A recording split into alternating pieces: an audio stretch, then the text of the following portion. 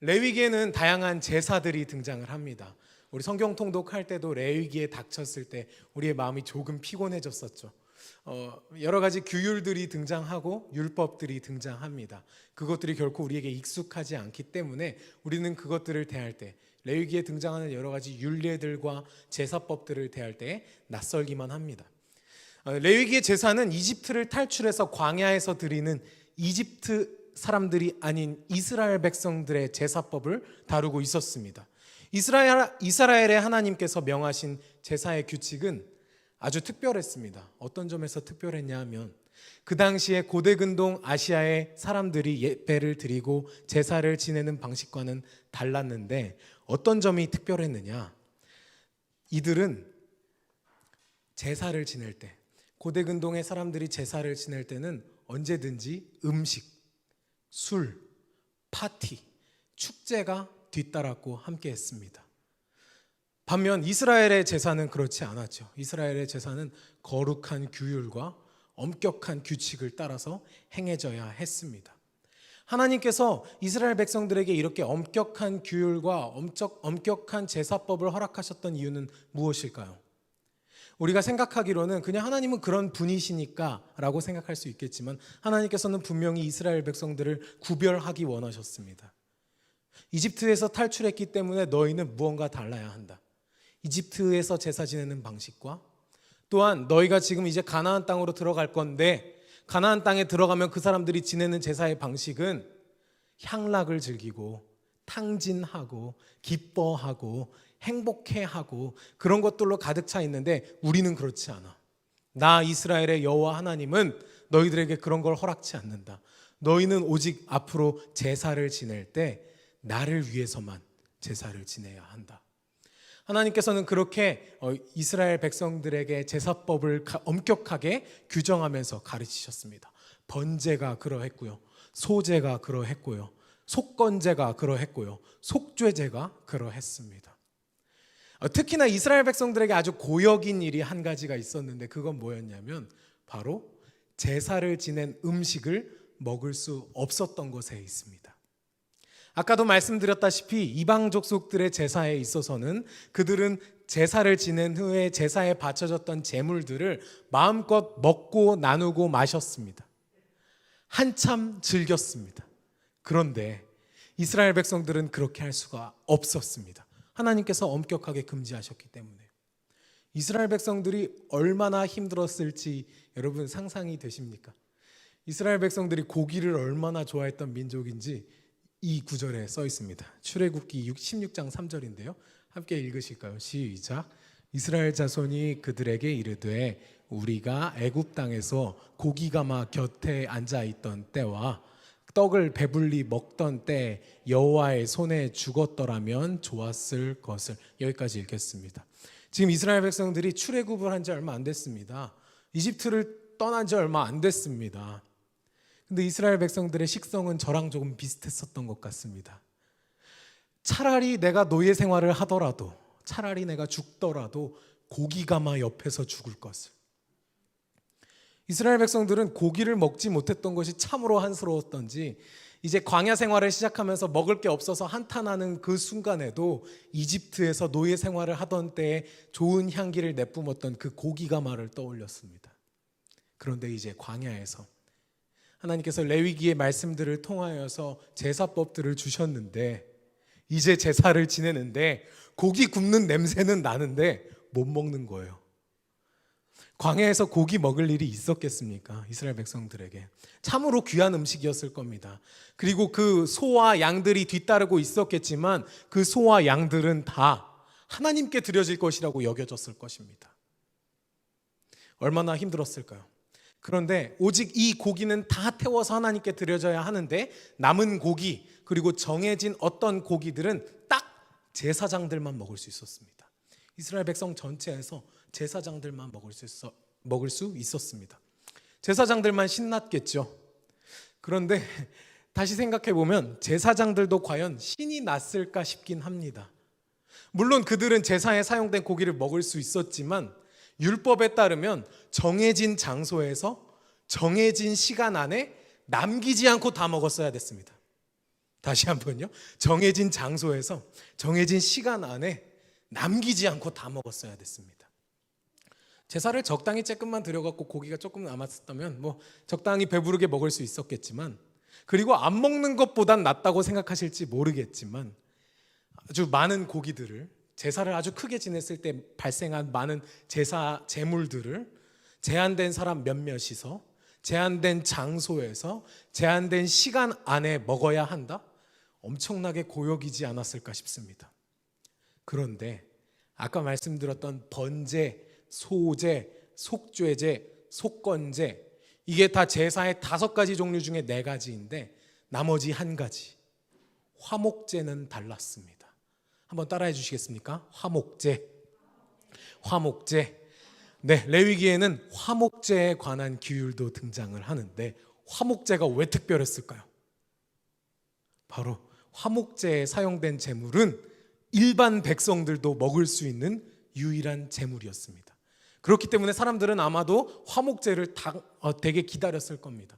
화목제는 언제 드려야 한다 정해져 있지도 않았습니다. 화목제라는 것은 하나님과 이스라엘 백성 관계가 화목한 상태에서 모두가 즐거워하는 상태로 감사하며 드리는 제사였습니다. 그렇기 때문에 언제든지 하나님께 감사하면서 드릴 수 있는 제사였고, 성경에서는 여호와 앞에 즐거워하는 제사 혹은 감사제라고 번역돼서도 나오기도 하는 단어가 바로 이 화목제입니다. 그런데 여러분, 조금 특별하게 느껴지지 않으십니까?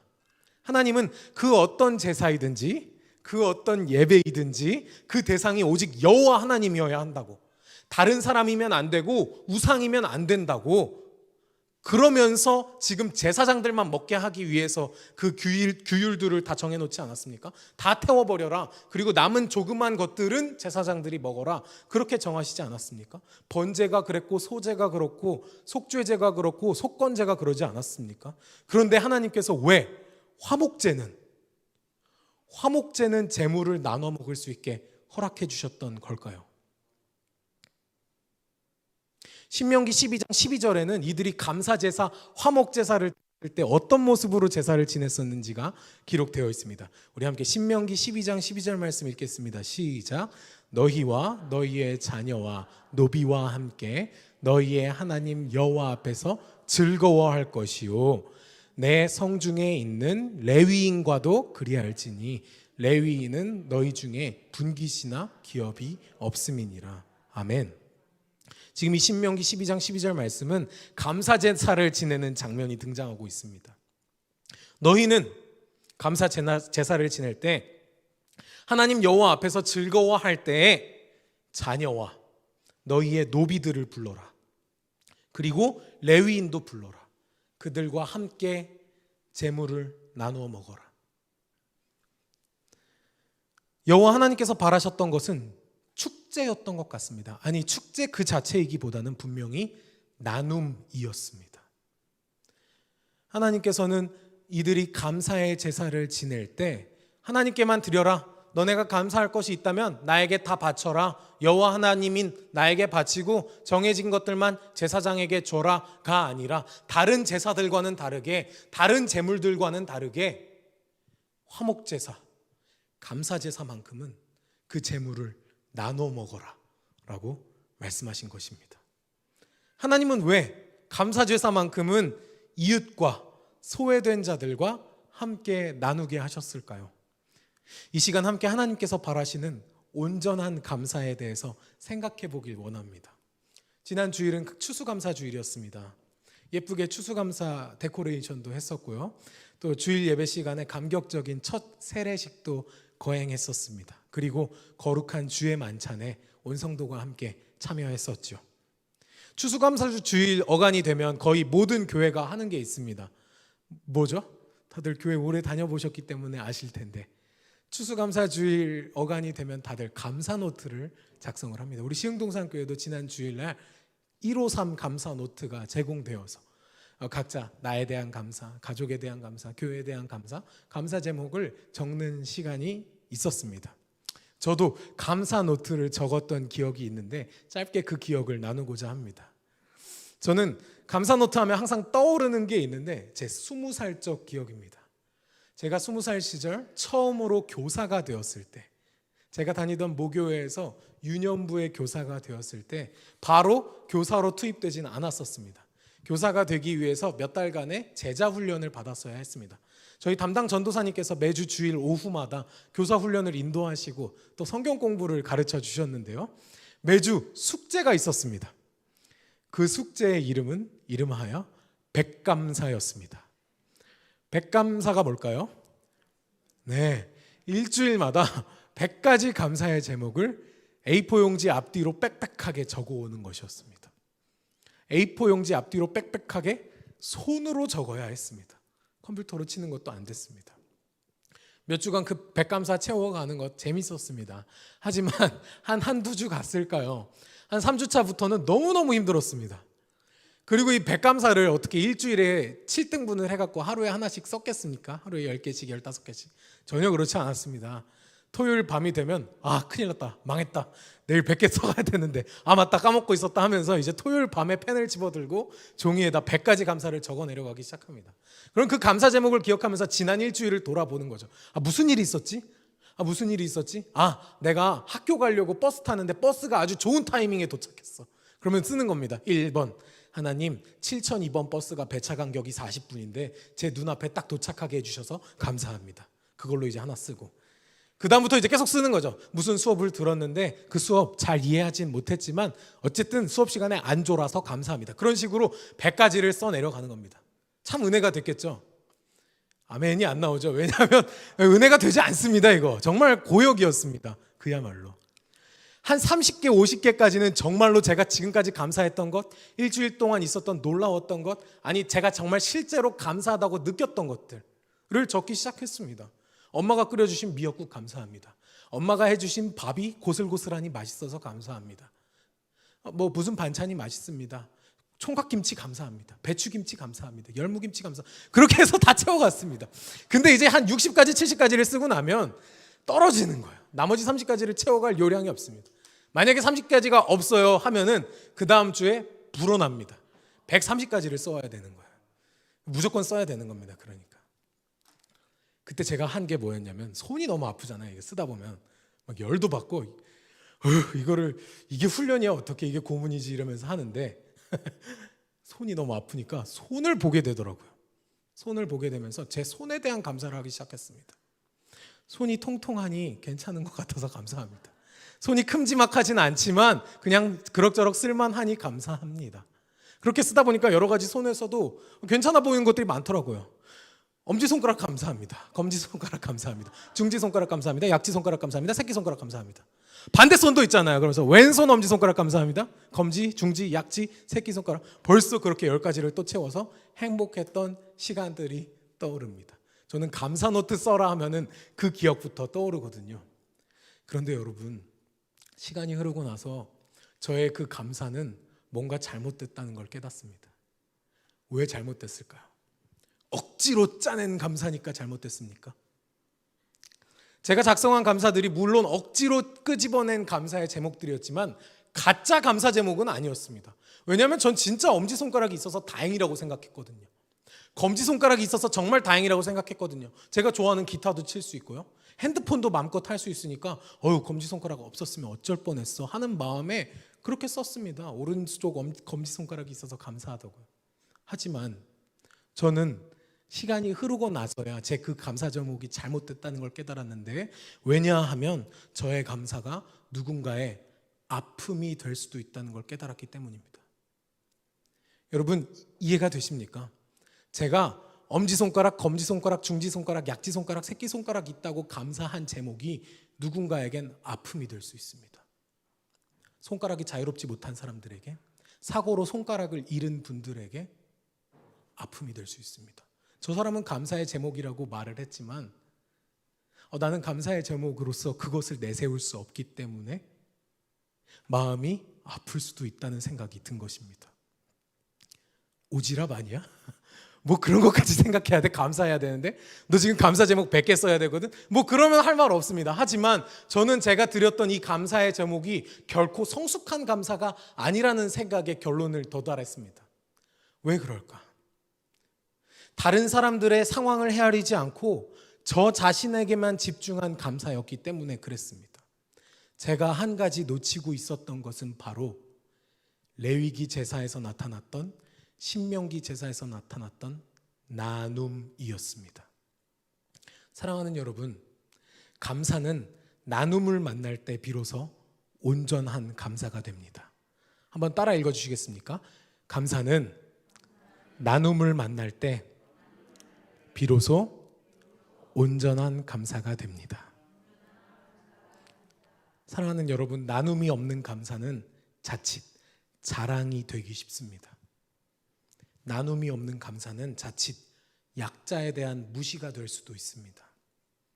나눔이 없는 감사는 설령 그 감사를 하는 사람의 마음이 진실되다고 할지라도 다른 이의 아픔을 유발하는 그런 가시로 작용할 수도 있습니다. 누군가 이렇게 감사한다고 쳐봅시다. 올 한 해 팬데믹으로 경제가 어려웠지만 잘 이겨내게 해주셔서 감사합니다. 물론 감사의 제목이지만, 하지만 올 한 해 팬데믹으로 내가 경제적 어려움을 겪을 수도 있었지만 겪지 않아서 너무나도 감사합니다라고 이야기를 했을 때 이 개인의 감사가 만약 어떤 경제적 어려움을 겪고 힘들어하는 사람들이 들었다면 어떻게 느껴졌을까요? 우리 자녀가 지난주에 수능을 봤는데 너무 잘 봤습니다. 평소 모의고사 성적보다 너무 잘 나왔습니다. 하나님, 이게 얼마나 큰 은혜입니까? 정말 감사합니다. 라는 어떤 학부모의 고백을 이번 달아 수능을 망치고 긴장을 했고, 이번에 수능 기사 보셨나요? 수능 감독관이 이렇게 막 지적질을 해갖고 수능을 망친 학생이 있더군요. 그런 사람들의 학부모가 들었다면 어떻게 느꼈을까요? 하나님, 2021년 한 해 돌아보니까 몸도 마음도 건강한 한 해였습니다. 감사합니다. 라는 한 사람의 감사가 몸도 아프고 마음도 아팠던, 너무나도 지치는 한 해, 눈물로 하루하루를 지새웠던 그 2021년을 보낸 사람들에겐 어떻게 다가올까요? 저는 지금 이렇게 감사한 사람들의 감사가 나쁜 감사다, 잘못된 감사다라고 이야기하고 있는 것은 결코 아닙니다. 우리가 무조건 하나님께 우리에게 주신 것들을 돌아보면서 하나님이 우리에게 주신 은혜와 감사의 제목들을 헤아려야 합니다. 하지만 동시에 우리가 더 나아가서 헤아려야 하는 것이 있습니다. 왜냐하면 우리의 무심한 감사가 누군가에게 상처가 될 수도 있기 때문입니다. 한국교회만큼 감사가 넘치는 곳이 있을까 싶습니다. 받은 복을 헤아리면서 참 많은 감사를 생산해내는 곳이 우리 한국교회입니다. 하지만 돌이켜 보아야 합니다. 우리의 감사가 자랑으로 그치진 않았는지 말입니다. 누가복음 18장 11절 말씀에 바리새인은 감사의 기도를 하나님께 올리거든요. 바리새인은 서서 따로 기도하여 이르되, 하나님이여, 나는 다른 사람들 곧 토색, 불의, 간음을 하는 자들과 같지 아니하고 이 세리와도 같지 아니함을 감사하나이다. 바리새인의 감사 기도가 결코 거짓 감사는 아니었을 겁니다. 진짜 감사였습니다. 바리새인은 정말 하나님께 그걸 감사하고 있습니다. 근데 문제가 있습니다. 그 감사의 방향이 오롯이 나 자신을 향하고 있다는 것이죠. 나는 토색하지 않습니다. 나는 불의하지 않습니다. 나는 간음하지도 않습니다. 나는 이 세리 같지도 않습니다. 그래서 감사합니다. 감사입니다. 거룩해서 감사한 거죠. 하나님께서 정해놓으신 율법들을 잘 지키고 있는 것. 바리새인은 잘못된 감사를 하지 않았습니다. 하지만 이 감사가 왠지 아쉽고 우리의 마음에 불편하게 느껴지는 것은 이 감사에 없는 것이 있으니 바로 나눔입니다. 감사는 나누지 않으면 교만으로 향합니다. 한번 따라 읽겠습니다. 감사는 나누지 않으면 교만으로 향합니다. 아주 치명적인 부분입니다. 그래서 하나님께서 감사할 때 함께 나누게 하셨던 것입니다. 약한 자들과 함께, 소외된 자들과 함께, 어떤 것을 감사해야 할지 차마 감사 제목을 찾기 어려워하는 이들과 함께 고기를 나눠 먹게 하셨습니다. 그게 바로 하나님께서 원하시는 온전한 감사입니다. 사랑하는 여러분, 올 한 해를 돌아보셨을 때 추수감사를 절을 지나면서 어떠십니까? 감사의 제목이 넘쳐나십니까? 감사의 제목들이 한두 가지씩 떠오르신다면 그것들에 대해서 하나님께 감사의 기도를 올려드리십시오. 감사 헌금도 하시고 감사의 고백들을 올려드리시고 감사를 이야기하면서 가족들과도 나누셨으면 좋겠습니다. 하지만 하나님께서 원하시는 감사는 그거보다 한 발자국 나아간 감사입니다. 그건 바로 나눔이 있는 감사입니다. 우리가 우리 모두에게 주어진 공통된 감사의 제목 한 가지를 가지고 함께 감사할 수 있음이 감사한데, 그 감사는 바로 골로새서 3장 17절에 기록되어 있습니다. 우리 마지막으로 골로새서 3장 17절 말씀을 읽겠습니다. 시작. 또 무엇을 하든지 말에나 일에나 다 주 예수의 이름으로 하고 그를 힘입어 하나님 아버지께 감사하라. 사랑하는 성도 여러분, 우리가 무엇을 하든지 말에나 일에나 다 주 예수의 이름으로, 주 예수님의 이름으로 감사해야 합니다. 하나님 아버지께 그렇게 감사할 수 있습니다. 이것은 가난하든지 부하든지 약하든지 강하든지 그 누구든지 할 수 있는 한 가지 감사의 제목입니다. 아들 예수님을 보내주신 그 은혜, 그 은혜로, 그 사랑으로 만족하며 감사할 수 있어야 합니다. 그리고 이 감사의 제목 또한 나눔을 통해 흘려보내야 합니다. 돌아오는 주일은 대림절입니다. 대림절은 이 땅에 성육신하셔서 우리와 함께 하신 임마누엘의 예수님을 기억하며 또한 다시 오실 예수님을 기대하며 보내는 절기입니다. 2021년을 마무리하면서 감사의 제목들을 상기하며 동시에 부디 나눔을 통하여, 우리의 실천하는 나눔을 통하여 감사를 향하여 나아갈 때 온전한 감사로 향하여 나아가는 저와 여러분이 되시길 주님의 이름으로 축복합니다.